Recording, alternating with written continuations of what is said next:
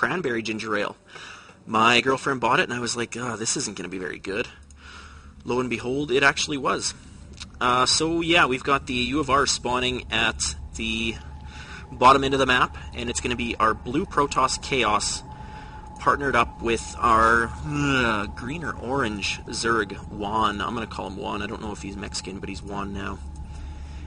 And their opponents are going to be a Terran and a Protoss. So we're going to have a PZ versus PT. Boz spawning as the purple Protoss, and since purple's my favorite color in StarCraft 2, I'm going to cheer for him. And then we've got, of course, our red Terran Alb spawning at his other location. So 2 versus 2. I honestly don't know what to say about this. I don't play a lot of 2 versus 2 lately. My best friend, who I usually play 2 versus 2 with, has not been around, so we haven't been able to figure stuff out. But yeah, we're usually a Terran Zerg team. We don't, of course, have that. Just one Zerg on the matchup. Any teams with Zerg really wants to focus on map control. Excuse me. I don't know if they've got anything planned. Last week, this was not the team. Of course, we had a PZ team last week. Interesting wall-off coming from Boz and Elb. Oh, I should probably let you know. These two players, Boz and Elb, are actually a fairly high-level Masters 2 versus 2 team. So I believe the advantage is going to be in their favor. Juan and Chaos are going to need to come up with something to deal with this team that obviously plays a lot of 2 versus 2. Ah, that's good ginger ale. Okay, so the probe of Chaos is still scouting around, probably looking to check for some gas. That is one of the big things you want to check for in 2 versus 2. It's going to determine if there's going to be any early pressure. And of course, if you don't see any gas, then it's either going to be fast expands, which is kind of rare, or it's going to be something else. It's going to be a tech lab, which is interesting. A lot of players for TP choose to go for Marines really early because they are just so overpowered. They deal so much damage, and then if you combine them with some Zealots to tank the damage, it's actually a very efficient early game combination. Nothing's being produced here by Boz yet. He's waiting for his Cybernetics core to finish, and he's got another gateway on the way. Where is that gateway? Really? Am I crack? Oh, sorry. Ha! I'm colorblind, so that was my excuse. It was actually Chaos that had the second gateway on the way. Both players are now getting no. Okay, well, only one player is getting Warp Gate right now. Second one has just started.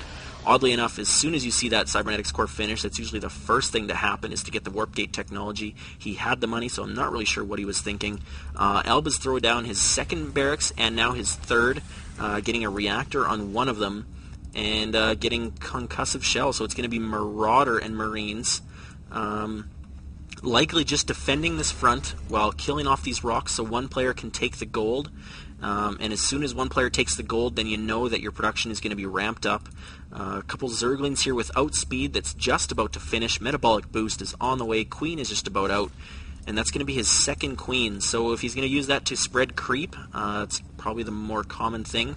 Of course, since his opponents don't have a Zerg teammate, creep is going to be very good in this situation. Zergling's getting good surrounds on these Marauders. They should not have been outside the wall. But I guess they had to deal with these Stalkers that were starting to pick off. And this is one reason why you do not want to wall off like this in 2 versus 2. Now what do you do? Pylon's down, Gateway's unpowered, and he's only got one Gateway and a Stargate on the way, so that Stargate is not coming anytime soon. He's got he'll have probably 2 more force fields left yet, possibly a third if this other sentry can get there. But the Lings get in and the sentries go down. That is bad news for Elb and Boz. This Tech Lab has Stim on the way, but it is not going to be finished anytime soon. That Tech Lab is going down. The Lings are running in. Boz and Elb are in trouble. U of R has sniped a gold expansion, snuck a gold expansion here down at the 6 o'clock, well, 5 o'clock, but whatever. Yeah, Ling's running around, forcing the Elb to pull off his SCVs and lower the mining time.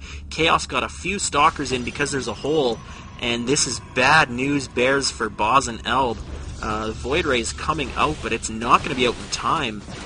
Mules are going down, SCVs are going down, reactors going down. I really like the fact that he's targeting that reactor, and it's going to go down just in time, because now that Marine production did have to restart, but no, actually the time that it had on that second Marine actually got transferred over into the next one. But anyways, Tech Lab here, Marauder coming out. It may be able to hold off. Boz has a Stalker and a Zealot. But meanwhile, we've got Juan with even more Lings and some Banelings. These Lings are going to take out everything that Boz and Elb have. I think this is going to be GG. There is no coming back from this. Chaos has taken a base. Juan has taken the gold. This is pretty much it. Chaos even warping Zealots in here at the left-hand side of Elb's base, Boz's base. Three-letter words I keep getting mixed up. He's going to see the Stargate. Yes, he has seen it. Void Ray, where is it? I know the Void Ray came out, didn't it? No?